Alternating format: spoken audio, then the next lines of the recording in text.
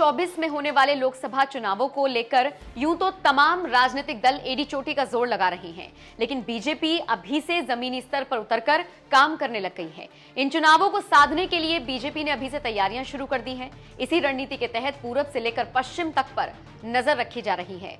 पूर्वांचल की जिम्मेदारी भूपेंद्र सिंह चौधरी को दी जा सकती है, तो वहीं पश्चिम यूपी की जिम्मेदारी योगी आदित्यनाथ को दी जा सकती है। दरअसल इस बार पार्टी की नजरें पश्चिम यूपी की जनता पर है, खासकर किसानों पर। इस बार चुनावी मुद्दे गन्ना मूल्य, कानून व्यवस्था, बेहतर सड़कें और बिजली हो सकते हैं। जो दाव बीजेपी लगा रही है उसको देखने के बाद सवाल उठ रहा है कि कल तक जो किसान नाराज थे, क्या वही आगामी लोकसभा चुनावों में बीजेपी को जिताएंगे? ये सवाल उस वक्त और जोर से उठने लगा जब भूपेंद्र चौधरी को यूपी बीजेपी का अध्यक्ष बना दिया गया।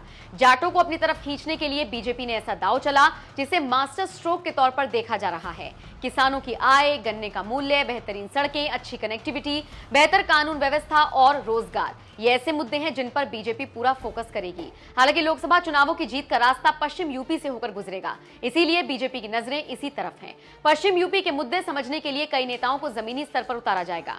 जनता के बीच पैंठ बनाने की कोशिश होगी, साथ ही उन तक बीजेपी के कामों का लेखा जोखा भी पहुंचाया जाएगा। जाहिर है चुनावों के दौरान बीजेपी न सिर्फ ये बताएगी कि वो क्या काम करेगी, बल्कि ये भी बताना होगा कि उसने अब तक क्या काम किए हैं। तो चलिए आपको बताते हैं बीजेपी ने यूपी में अब तक क्या क्या काम किए हैं। अब तक बीजेपी ने यूपी में किए ये काम: माफियाओं पर लगाई लगाम, ग्राम सचिवालय को इंटरनेट के जरिए जोड़ा, बुंदेलखंड एक्सप्रेसवे का काम पूरा हुआ, उज्ज्वला लाभार्थियों को मुफ्त में सिलेंडर मिले, कन्या सुमंगला योजना में 1 लाख नई लड़कियों को जोड़ा गया, जीरो टॉलरेंस नीति के तहत अपराधियों के अवैध निर्माण को ध्वस्त किया गया, अर्थव्यवस्था को 5 ट्रिलियन बनाने की दिशा में कदम उठाए गए, पहली बार ई पेंशन योजना लागू की गई, यूपी में निवेश और उद्योग का सपना पूरा हो रहा है।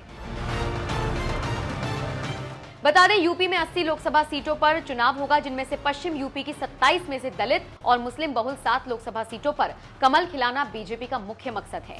और ऐसा इसलिए क्योंकि तमाम रणनीतिकार बीजेपी को इन 27 सीटों पर कमजोर मानते हैं।